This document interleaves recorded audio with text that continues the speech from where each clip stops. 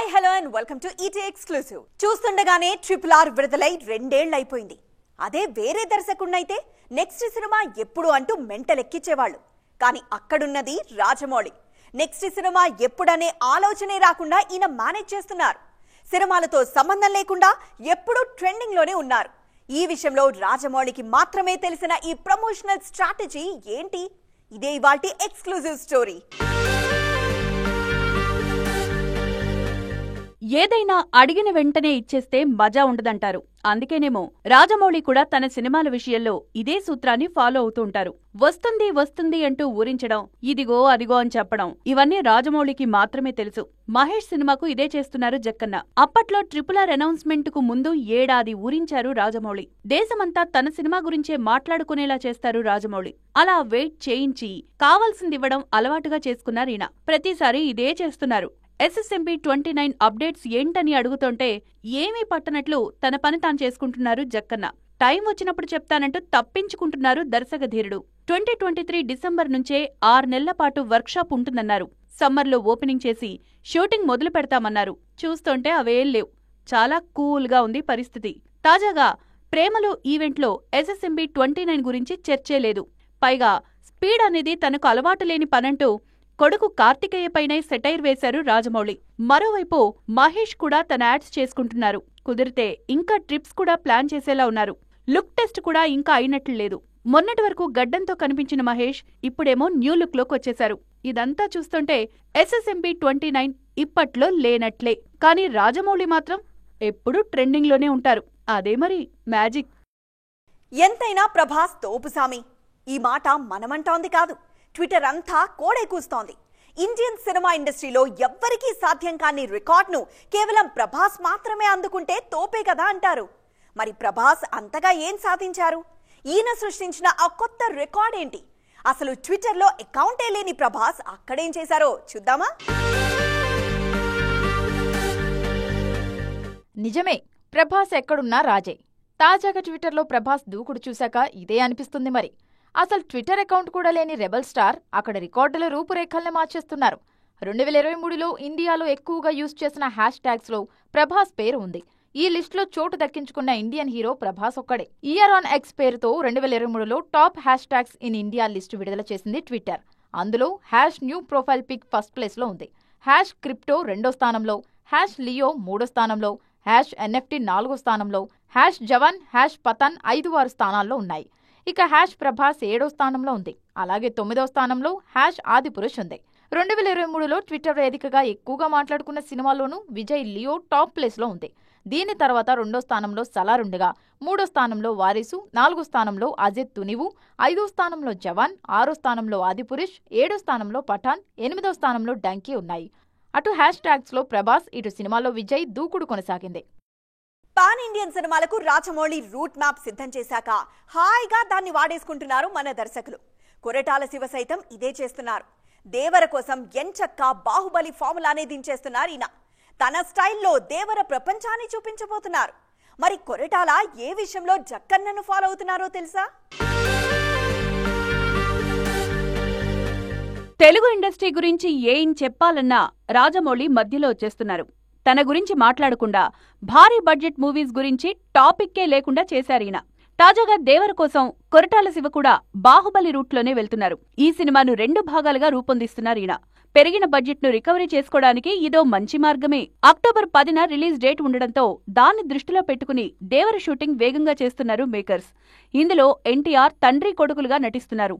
బాహుబలిలో అమరేంద్ర, మహేంద్ర బాహుబలి పాత్రల్ని రాజమౌళి క్రియేట్ చేసినట్లుగానే దేవరలోనూ 2 పాత్రలను సమాంతరంగా చూపించబోతున్నారు Koratala Siva. Baahubali the beginning first half లో కొడుకు పాత్రుంటే, సెకండ్ హాఫ్ అంతా తండ్రి పాత్ర ఉంటుంది.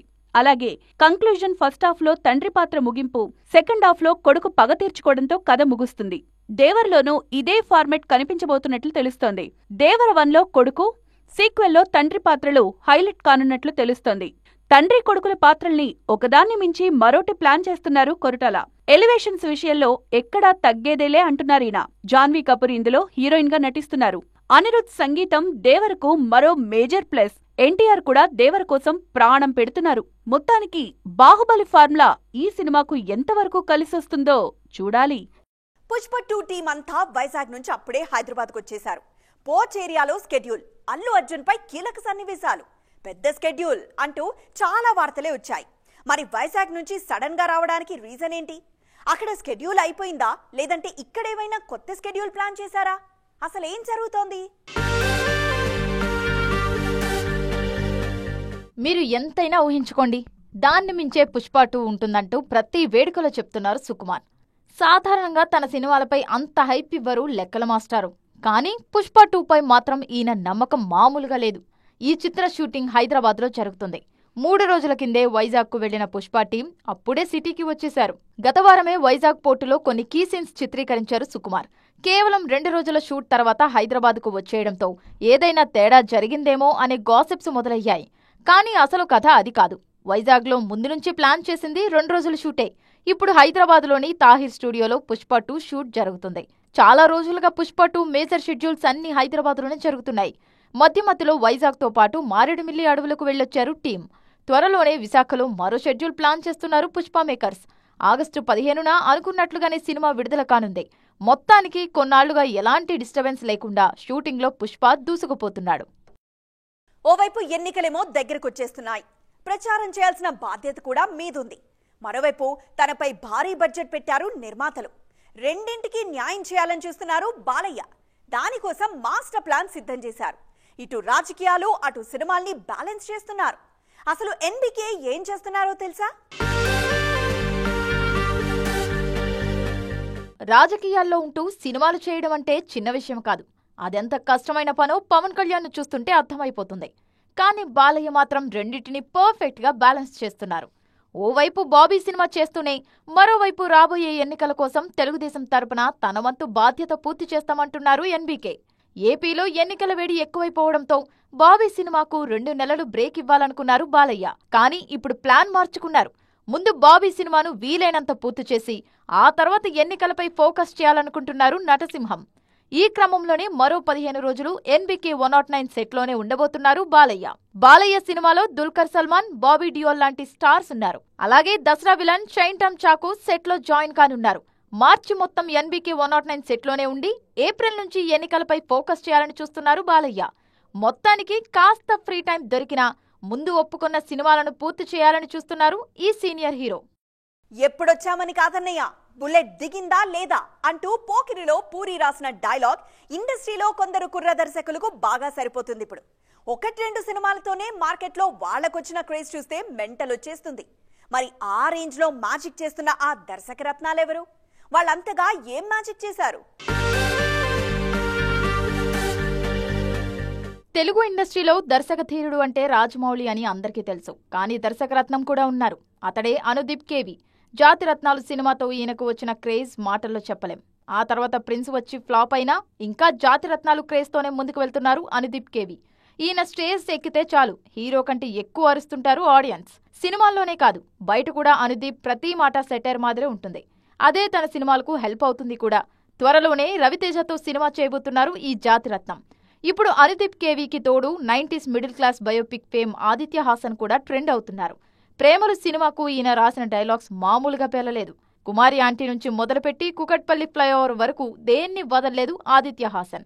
మలయాళం డబ్బింగే అయినా ప్రేమలు సినిమాకు ఆదిత్య రాసిన డైలాగ్స్కు ఫిదా అయ్యారు ప్రేక్షకులు. తాజాగా ప్రేమలు సక్సెస్ మీట్లో ఆదిత్య, అనుదీప్ కేవి స్పీచ్లు వైరల్ అవుతున్నాయి. ఏది ఏమైనా సినిమాల కంటే ఎక్కువగా యాటిట్యూడ్తోనే పాపులర్ అవుతున్నారు ఈ ఇద్దరు. ఇది ఈరోజు ఈటీ ఎక్స్క్లూజివ్. మరిన్ని ఎక్స్క్లూజివ్ స్టోరీస్తో మరోసారి కలుద్దాం. అప్పటి వరకు చూస్తూనే ఉండండి టీవీ 9.